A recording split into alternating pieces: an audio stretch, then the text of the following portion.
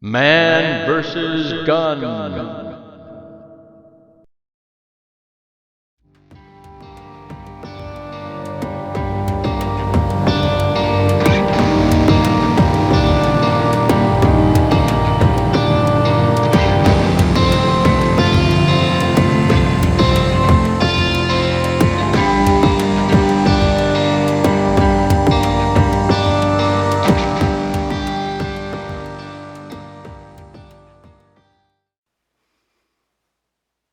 Hello shooters, thank you for watching. Today's installment of Man vs. Handgun is the Glock 19 or 23. They're both identical in size. So today we will put the Glock 19 through the Man vs. Gun handgun spreadsheet. Okay shooters, Glock 19. Let's see how much it weighs. Empty magazine. Comes in at 1 pound, almost 8, we'll call it 1 pound 8 ounces. And our gold standard is the Glock 17. It comes in at 1 pound 11 ounces. So actually, the Glock 19 weighs the same as, let's see, a Glock 19 with so many rounds.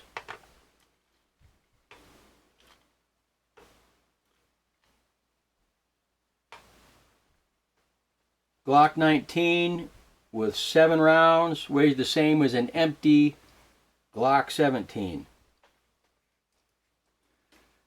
Glock is the widest point, which is the slide stop, is 1.25 inches. 1.25 inches.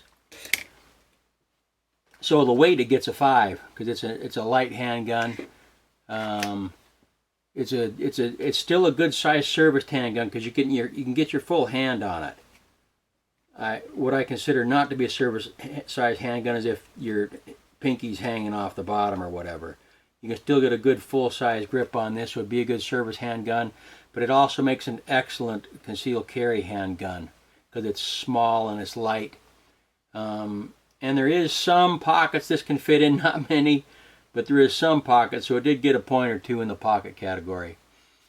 The receiver is made out of plastic, but it's a good design. It doesn't feel, horrible. Nobody, it's not super, actually the Glock 19 feels pretty dang good. I like it a little bit better than the Glock 17 even. The back strap is a good design. There's none of the checkering up, none of the stippling or whatever you call it up here. But it's a Gen 3 Glock, so there is non-adjustable on the back straps. Side panels are what they are. They're lightly stippled, and they're non-adjustable on the side panels. Trigger pull. One thing I'm going to point out right away is, one thing I really like about the Glock design is that when the trigger's back all the way, when the trigger's, the chamber's empty. Just by glancing at a Glock, if the trigger's back, you know that the chamber is empty, because there's no way to get the trigger to look like that without pulling the trigger first. Got an empty chamber, so when we pull the trigger, chamber's empty. And you can see that it's empty. I like that about Glocks. But let's go back to the trigger pull. There's some take up there, but then like with all Glocks, after you hit the wall, there's a spongy take up area before it actually breaks. That's why a lot of people say Glocks feel spongy, because after you hit the wall, there's some creep or sponginess before it actually breaks. But the good news is that it's the same every time, all the time. The magazine well is flared pretty well. It's got some good flaring on all 4 sides there, so it gets high marks for flared magazine well. The magazine base plate is not very Type 3 one-handed malfunction clearance drill friendly. Since it does stick out some, it does have that gap, you can work with it. But were this my Glock, I would replace these base plates with Vickers base plates.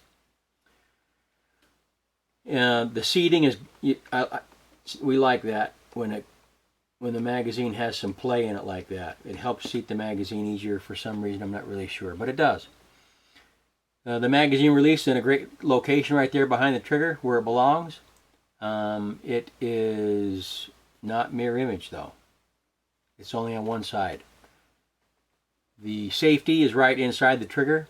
Great place for a safety. You don't have to think about it. You just pull it out, pull, so it gets high marks for being mirror image, as well as being in a great location, as well as being a great design. Slide catch is it's okay. It's not the best designed slide catch in the world, but it works. Were this mine, I'd switched out for either the Glock competition model or the Vickers slide catch there. But it's in a good location, but it is not mirror image, one side only. So left-handed, you can use your trigger finger, or you just come over the top and work the slide. Rear sight, this does have the stock Glock sights on them, and I've said it during the Glock 17 part, the stock sights suck. If were this my handgun, I would switch these sights out. For one, they're really busy. You got this square thing plus the white dot. There's almost no air at all between the front sight and the rear sight, so I would put a skinnier front sight on there. That's the sucky thing about Glocks, is their stock sights. It does come with a light rail. That's good news. You can put your combat light on there for low light target identification. And this particular Glock is not optics compatible. So let's take this Glock out and run some rounds through it and see how it does. Glock 19, since it's a polymer framed handgun, it has low recoil impulse. And what also contributes to that is it's pretty low bore axis too. The barrel is pretty close to the top of the hand, so that helps keep muzzle flip down, able to get real quick shots off and multiple shots in a hurry. The frame is just a smidgen too short for me. I can sometimes catch the heel of my shooting hand between the frame and the magazine when doing quick mag change and give myself a blood blister on the heel of my hand sometimes. So I like shooting the Glock 17 a little bit better because I don't hurt my hand that way, but Glock 19 is a pretty tough handgun to beat when it comes for concealed carry. Glock 19. The perfect all-around sized handgun.